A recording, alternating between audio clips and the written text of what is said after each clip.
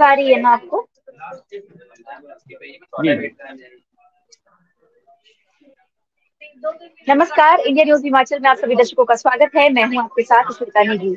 आज हम स्ट्रीमयार्ड को लेकर, जिस खबर को लेकर आप सभी के सामने आए हैं, जैसे हमारे कैप्शन से भी आपको पता लग रहा है कि रामपुर और ननखरी क्षेत्र में आसपास के इलाकों में गैस की भारी दिक्कत 2 महीने से लोगों को सामने आ रही है। दरअसल होता कुछ यूं है कि जो पिछले जो सप्लाई है वो दरअसल बंद बताई जा रही है। मेरे विशेषज्ञ से इस खबर को लेकर बातचीत हुई तो उन्होंने कहा कि 2 महीने से सप्लाई जो है उसमें थोड़ी सी किल्लत जो है आ रही है। हमारे साथ इस वक्त इंडियन न्यूज संवाददाता विशेषज्ञ नेगी हमारे साथ जुड़े हैं। विशेषज्ञ से सीधे ग्राउंड से ये जानना चाहेंगे और ये समझना चाहेंगे कि जो ये लंबे समय से 2 महीने से जो किल्लत आ रही है गैस सिलेंडर की, भारी किल्लत रामपुर क्षेत्र में, ननखड़ी क्षेत्र में, वो क्यों आ रही है विशेष? जी, एक्चुअली बताया जा रहा है कि जो ऊना के पास महतपुर में जो इनका स्टोर है, वहां से जो आगे प्रोडक्ट सप्लाई होनी थी, तो वो उसमें कुछ दिक्कत आ रही है। उसमें जो ट्रांसपोर्टर है उनकी वजह से कुछ परेशानियां है। जो रेट भाड़ा को लेकर के कुछ दिक्कतें आई थी। तो उसके बाद ये लगभग 2 महीने से, जैसे रामपुर में महीने में 65 गाड़ियां आती थी, लगभग 18,000 गैस सिलेंडर रामपुर में, अकेले रामपुर में आते थे। तो शुरू में तो 8,000, पिछले महीने 8,000 के करीब रह गया था। अब बढ़ करके 10,000 पर मंथ जो है वो गैस सिलेंडर आ रहे हैं। फिर भी अभी 8,000 की शॉर्टेज है। इसी तरह हम ननखड़ी की बात कर रहे हैं, वहां भी यही स्थिति बनी है। लगभग जो शॉर्टेज है, 30% तक शॉर्टेज अभी भी चल रहा है। और उस सतलुज पार हम बात करते हैं, जैसे निरमंड हो गया, जगात खाना हो गया, ये जो कुल्लू जिले में पड़ता है और रामपुर के साथ का जो इलाका है, वहां भी काफी शॉर्टेज चल रही है। इस गैस की कमी के कारण जो खासकर जो दूर दराज के इलाके हैं उन लोगों को दिक्कतें आ रही है। वो वहां पर गैस का कई इलाके ऐसे हैं जहाँ महीनों से गैस सिलेंडर नहीं पहुंच रहा है। हालांकि शहरी इलाकों में, कई इलाकों में तीसरे दिन जो है आपूर्ति की जा रही है। और कई लोगों को ये दिक्कत आ रही है कि ऑनलाइन भी बुकिंग करते हैं, ऑफलाइन भी, तो वो उन्हें महीनों लग रहे हैं। तो ऐसे में दिक्कतें जरूर है, खासकर जिनके पास कोई विकल्प नहीं है। जी। विशेषण ये जानना चाहेंगे आपसे कि गैस एजेंसियां ये कहती है कि आप ऑनलाइन बुकिंग करवा लीजिए, उसके बाद आपके घर तक सिलेंडर जो है वो पहुंच जाएगा, मुहैया करा दिया जाएगा, पर उसके बाद भी लोगों को सिलेंडर नहीं मिल रही है। जी बिल्कुल, लोग पहले ऑनलाइन बुकिंग के बाद इजीली जो है वो सिलेंडर उपलब्ध होते थे। लेकिन अब ऑनलाइन बुकिंग के बाद उनको गैस सिलेंडर मिल नहीं रहे, तो वो लोग ऑफलाइन जो है वो गैस एजेंसी जाकर ही वो बुकिंग के प्रयास कर रहे हैं। लेकिन फिर भी उनमें समय लग रहा है।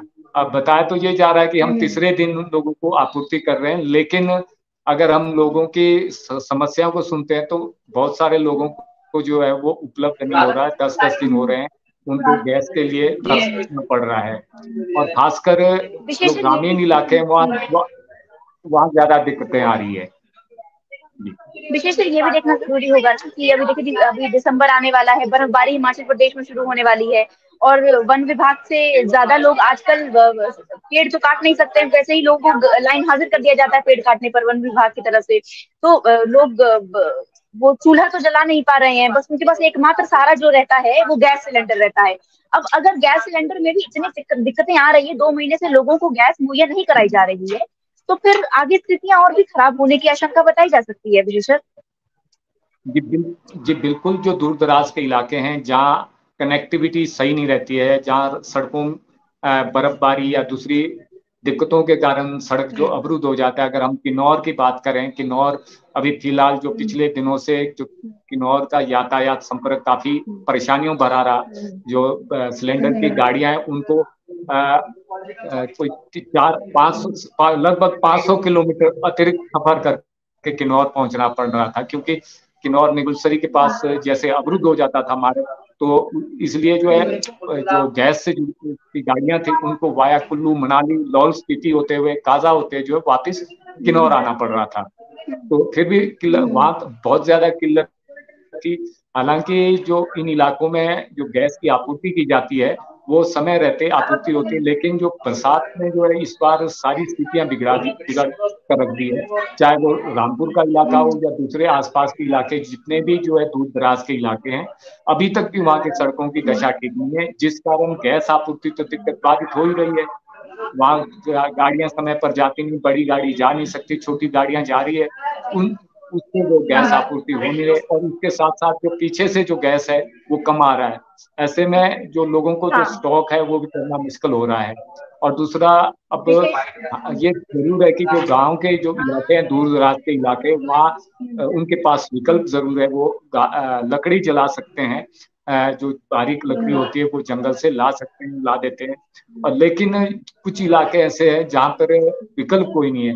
वैसे तो अब गांव में भी यही रहा है कि जब से गैस की व्यवस्था हो गई, लोग धुएं से बचने के लिए गैस का ही प्रयोग करते हैं, लकड़ी बहुत कम यूज करते हैं। सिर्फ लकड़ी सिर्फ वो अपने ठंडक से बचने के लिए जो है वो इसलिए प्रयोग करते हैं। लेकिन फिर भी जो है गैस पर निर्भर ज्यादा लोग रहते हैं, तो ऐसे में जरूर दिक्कतें आएगी अगर ये समय पर ये आपूर्ति को एक लिमिट के हिसाब से उसको अगर पूरा नहीं किया जाता है, पिछला जो बैलेंस पड़ा उसको अगर नहीं किया जाता है, तो आने वाले समय में ये दिक्कत काफी सर्दियों के लिए भी रह सकती है। जी हाँ, अगर अभी 2 महीने में अभी दिक्कतें आ रही है, तो आने वाले वक्त में भी दिसंबर का बर्फबारी का मौसम आ रहा है, तो भी समस्या ज्यादा आ सकती है। जरा दर्शक भी हमारे साथ लाइव लगातार जुड़ते रहते हैं। अभी दर्शकों की संख्या जो 100 के पार पहुंच चुकी है विशेषकर। दर्शकों के सवाल जी भी जी हम लोग लेंगे।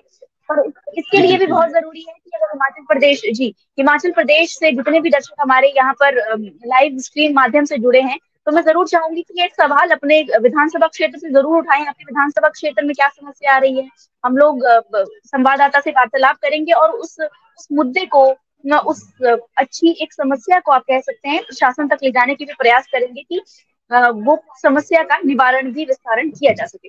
विशेषण एक और एलपीजी सिलेंडर को लेकर क्या आप उन लोगों से बातचीत कर पाए? क्या आप ने उन लोगों से बातचीत की एलपीजी सिलेंडर को लेकर? जी, हमने जो सिविल सप्लाई कॉरपोरेशन है जिसके माध्यम से गैस की आपूर्ति होती है और या उपभोक्ता है, उन सभी से बात हुई। अभी मेरे 2-3 लोगों से मैं आते आते मुझे मिले हैं। वो बल्कि एक चौक के पास कुछ लोग खड़े थे, वो यही कह रहे थे कि गैस नहीं मिल रहा है। तो इसमें गैस की समस्या हर जगह है। और एक साथ में दुकानदार थे, वो कहते हैं कि मुझे 1 महीने से गैस सिलेंडर मिल नहीं रहा है। तो इट मीन गैस की समस्या तो है।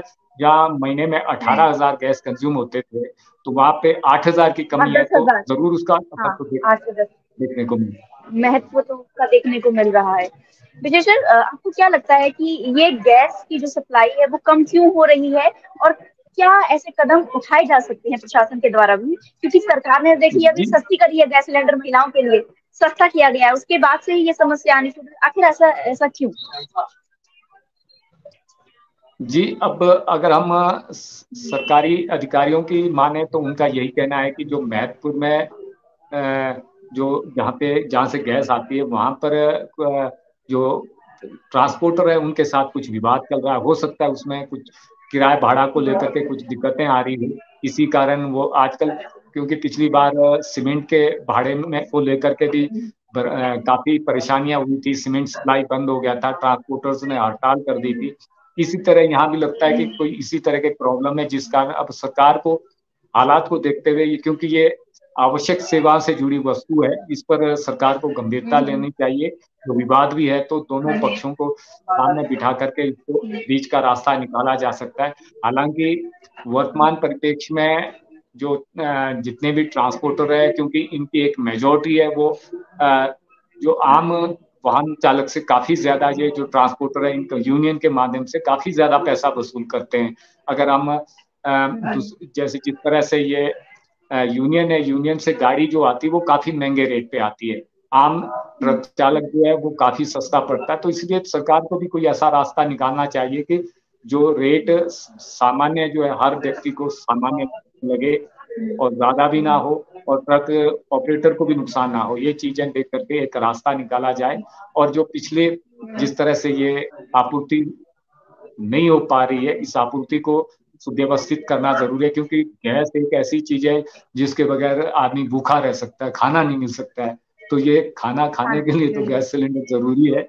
तो ये क्योंकि आवश्यक वस्तु है, ये जीवन के लिए जरूरी है और ये तो हर समय उपलब्ध होना चाहिए। तो इसलिए सरकार को भी मध्यस्थता करनी चाहिए और इस व्यवस्था को सुचारू होना जरूरी है। जी जरूर। ठीक विशेषज्ञ, इस व्यवस्था को सुचारू रूप से चलाने के लिए मध्यस्थता का रास्ता जरूर अपनाया जाना चाहिए।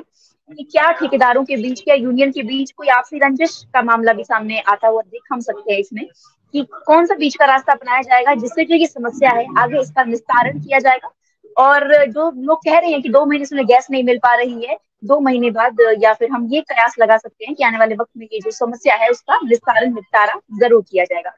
हमारे साथ दर्शक भी कुछ जुड़े हैं और फिलहाल सवाल उनकी तरफ से नहीं आ पा रहे हैं, पर मैं ये दर्शकों को बताना चाहूंगी कि 3:45 पर हम हिमाचल प्रदेश की बड़ी खबरों के साथ, बड़े मुद्दों के साथ, एक हमारा ये प्रयास रहता है पूरे इंडिया न्यूज का कि हम अच्छी खबरों को लेकर सरकार के सामने आए और उन खबरों से सरकार को भी रूबरू कराए कि हाँ, ये समस्या हमारे विधानसभा क्षेत्र में आ रही है और इस समस्या का निपटारा बहुत जरूरी है, क्योंकि सरकार के पास इतनी सारी समस्याएं हैं, सभी लोग अपनी समस्याएं लेके आते हैं। तो कहीं ना कहीं हम लोगों का भी प्रयास रहता है कि हम भी अपनी समस्या लेकर जाएं और उसके बाद उसका निपटारा जो है सरकार की तरफ से भी किया जाए, एटलीस्ट सरकार के कान तक तो वो बात पहुंचे।